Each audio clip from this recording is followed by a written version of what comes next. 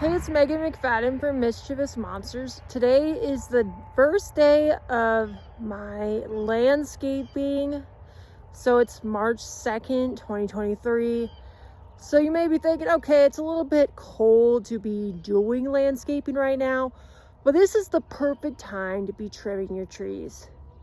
And my tip of the day is, my dad was telling me earlier, you should only trim up to a third of the branches off your tree.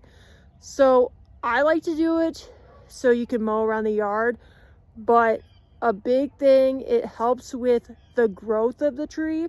So I'm going to show you an example. This is an oak tree. Normally you do not prune these in March, but it's the beginning of March, so I'm hoping the tree understands my slack and busyness with my schedule.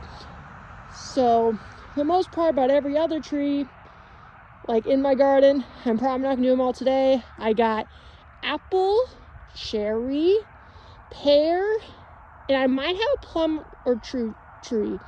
I attempted to grow a peach tree, but we'll see.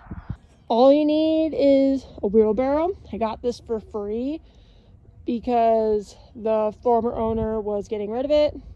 And then I got a few trimmers from the local hardware store.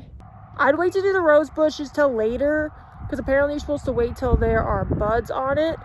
But I'm going to just trim what I can and see where it goes. One thing I find kind of cool about trimming trees is that you can tell if they are alive based on the inside. So if you look in here, you can see the green. That means the tree is alive. You are not going to cut it down because it will bud later in the year. This is a good example of a tree that has a lot of branches that intertwine with each other. So what I tend to do is that some of them, like I'll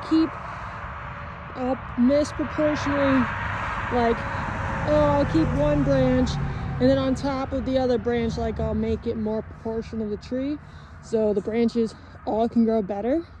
So like right here, I'm going to cut both of the branches right there because it's going to be a little bit long for the tree. And some of these I might just cut them a little shorter because it will interfere with the lawnmower.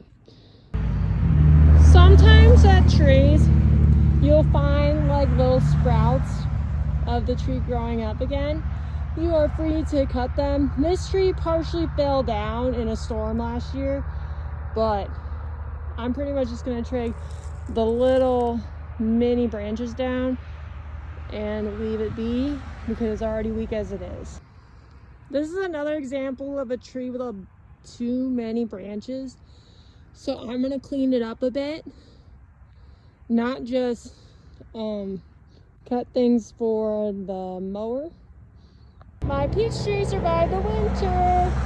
So if you look at the bark, you can see it is green on the inside. And I got this at Menards. There was a lot of progress made. I had to move some of the twigs off the garden because I don't know when the asparagus is going to grow. So I'm going to err on the side of I might accidentally forget about a branch and I don't want to ruin some asparagus. I'm hoping my dad can help me trim the branches right next to my bedroom window, and then some of the branches that are closer to the garden because they're a little hazardous for when you pick the plants and you don't want to harm the plants with the tree, right? So you see all these branches, lots of progress. I'm not picking them up today. You'll get why when I show you my next project. There's a lot more trees, and this is my little orchard. I think it's adorable.